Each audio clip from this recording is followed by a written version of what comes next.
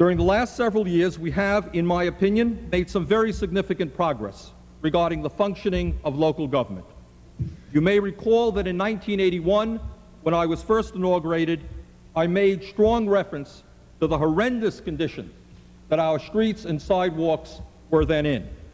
I am happy to say, as you all know, that we have made progress in that area, and we will continue to make progress until every street and every sidewalk in the city of Burlington is in acceptable condition.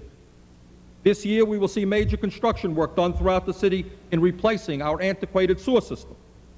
Finally, after many, many years, we can inform our citizens who have been plagued with the nightmare of sewer backup in their basements that that nightmare will be ending.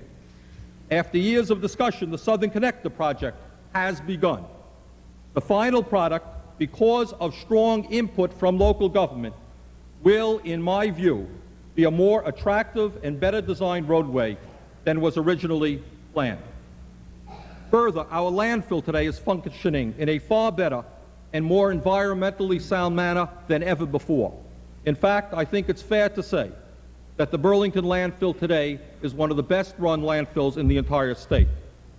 We are all aware, of course, that our landfill will soon be running out of space, and we are proceeding as rapidly as we can to find an environmentally sound solution for the future solid waste needs of the city.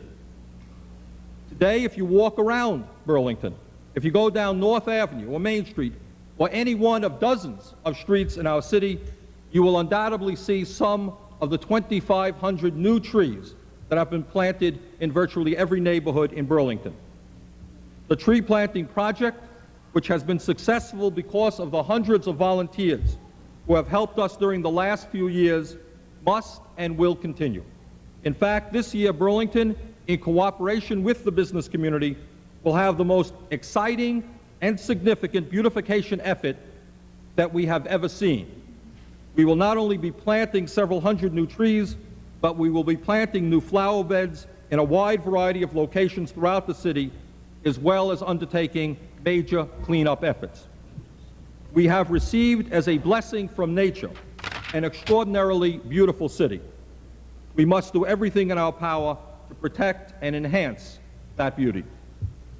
In terms of infrastructure, therefore, I think we have reason to be proud of the progress that we are making on street and sidewalk repair, on our sewers and wastewater plants, on our landfill, and on our beautification efforts. When we think of infrastructure, when we think of the beauty of the city, our thoughts immediately take us to the most extraordinary resource that we possess, Lake Champlain, our waterfront. And I'm very proud of the progress that we are making there as well. During the last 2 years, we have doubled the size of Perkins Pier. We have constructed a beautiful bicycle path, acquired Mobile Oil Beach in the south end of the city, and a mile of new beachfront in the north end. Further, we have finally adopted a comprehensive zoning ordinance for the waterfront, which will protect us against unwanted development. During the next several years, as a result of the bond issue passed by the voters in March, we will see the completion of the bike path, new park space on the waterfront, a new boat launching area, and the construction of a community boathouse, which will enable all of the people of our city, regardless of their income, to fully enjoy the waterfront 12 months a year. Several months ago, on a cold Saturday in February, I was down at the Perkins Pier area of the waterfront and got a glimpse of what a people-oriented waterfront means and what the potential of that waterfront is for the people of our city in years to come. The lake was frozen, I was frozen, and hundreds of people, men, women, and children, especially children, were ice skating, playing hockey, and in general, having a beautiful time.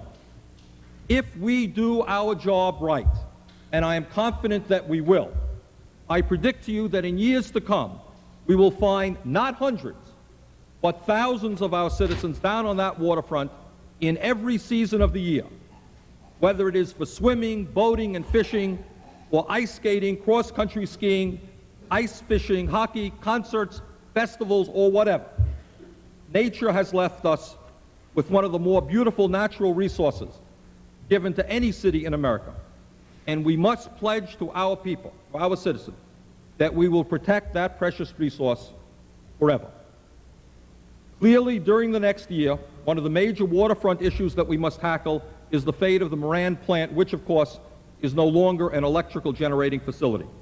It is my strong view that we must utilize that building in a way which is consistent with our goals of creating a people-oriented waterfront.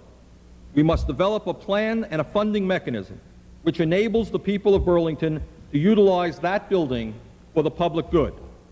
The Moran plant building has tremendous potential as a source of public activity, and we must not let that opportunity escape us. Everyone understands that much of Burlington's downtown waterfront is privately owned, and many people understand that the city is now in court arguing the public trust doctrine, a legal battle which raises the issue as to how privately owned property on filled land can be utilized. As always, this city is prepared to sit down and negotiate with the railroad or anyone else regarding the development of privately owned land on the waterfront. As always, however, the city intends to protect the interest of its people and make certain that the waterfront is developed for the public good. Ultimately, there is no more important issue for local government than the funding of municipal services. Very few people disagree that this city requires a strong and effective police department, fire department, excellent park facilities and recreational programming, effective snow plowing and street maintenance, a quality library, and all the other services that we provide for our citizens. The question is, how do we fund city services in Burlington so that we can maintain and improve the quality of life that our people require without placing an undue burden on those of our citizens who are not wealthy and who cannot afford higher and higher property taxes? This administration remains adamantly opposed to our continued dependency upon the unfair and regressive property tax to fund education and municipal services. That our school system today is presently funded by over 95% of its funding from the property tax is frankly a pathetic situation and gives us some understanding about the absurd state aid to education formula that we are forced to live with. Clearly, there must be a radical change in the relationship between state government and local government in terms of the funding of education and municipal services. Local government and school districts must receive adequate state aid for education and local services, as well as the freedom to develop local options as alternatives to the property tax. During the last several years, Burlington has led the state in developing progressive alternatives to the property tax. We must and will continue that effort. Taxation, in my view, must be based upon the ability to pay. Those institutions and individuals who have the capacity and the wealth must contribute their fair share to maintain the quality of services our city requires. Those citizens, working people, elderly people, poor people, many of whom have seen a deterioration in their standard of living over the past several years, must be given a break. Further, as we look at new development in our city, we must assess the impact of that development not only from an aesthetic and environmental point of view, but also from a financial point of view. Lastly, it goes without saying that it remains absurd for the state government to grant tax exemption for its own buildings, buildings owned by the state, for the medical center hospital, for the university, and for a wide variety of privately owned property. If the state government wants to grant tax exemptions, so be it. But then let the state government compensate the city for the services it supplies to those institutions. In terms of housing, it is my intention to bring before you, members of the board, within the very near future, and to fight hard for the excellent recommendations developed by the Affordable Housing Task Force. Furthermore, we must continue our support for the Burlington Community Land Trust and the Housing Improvement Program. I am very proud that during the last several years, at a time when the federal government has almost completely turned its back on housing, that this city, through its CEDO office and through the Burlington Housing Authority, has won major federal grants to build and upgrade affordable housing. We are today clearly leading the state in the fight for decent housing and for tenants' rights, but much more needs to be done, and we must accelerate our efforts. We are grateful and thankful that as a part of the general economic boom affecting all of New England, that today Burlington has one of the lowest unemployment rates in the nation, and that we have created thousands of new jobs in the last few years. While it is clear that we must continue to move forward in the area of traditional economic development, it is also clear to me that we must accelerate our efforts in new economic development initiatives such as worker-owned industry and increased local control of our economy. I believe that during the last several years we have made significant progress in fighting for the rights of women in our city. This year we must continue that progress by making certain that our female city employees receive fair compensation for their work and that women have increased opportunity for city jobs that traditionally have not been held by women. The Mayor's Arts Council has, in my view, been extremely successful in making certain that cultural activities in Burlington can be enjoyed by all of our citizens, regardless of income. On April 23rd, we will be holding an open meeting in City Hall Auditorium to assess what we have accomplished and where we as a city should be going in the future in terms of the arts and cultural programming. I hope that as many people as possible who are concerned about the arts will attend that important meeting. During the last several years, our youth office has been extremely successful in bringing forth a wide variety of new and successful programs for the young people of the city. We have started successful after-school programs, a community youth newspaper, a daycare center, a teen center, and this week we will be launching a new television program produced by the young people of the city of Burlington, which will appear on cable access TV. Communities throughout America talk about the needs of involving young people in community activities and are providing challenging activities for them and with them. And I'm proud to say that Burlington hasn't just talked, but in fact we are becoming a model for communities throughout Vermont and New England in how a city government should relate to its young people. Let me conclude my remarks this evening by saying this. We live in a world in which at present at least 6 major wars are being fought. And while hundreds of millions of people face starvation, the nations of this earth are spending close to $1 trillion on weapons of destruction. $1 trillion.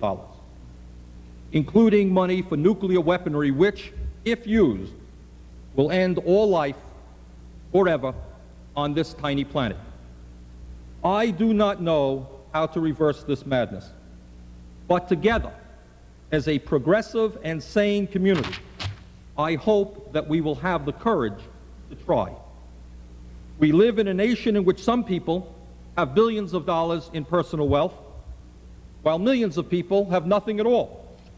We live in a nation where some people can make economic decisions in a corporate boardroom which result in the loss of thousands of jobs in a community and the entire economic destruction of communities. And we live in a nation 200 years after the founding of this republic in which the average working person remains powerless, and the vast majority of working people and poor people have so little faith in our political system that they don't even bother to vote. How do we develop an economic system in which technological innovation is used for humanity and not against humanity? How do we develop an economic system which guarantees the basic necessities of life to which all human beings are entitled? Frankly, I don't know the answer, and I don't think that there are any simple answers. But I hope that this city government will play a leadership role among all cities in this country in exploring all of the options. Burlington, Vermont is a small city in a small state.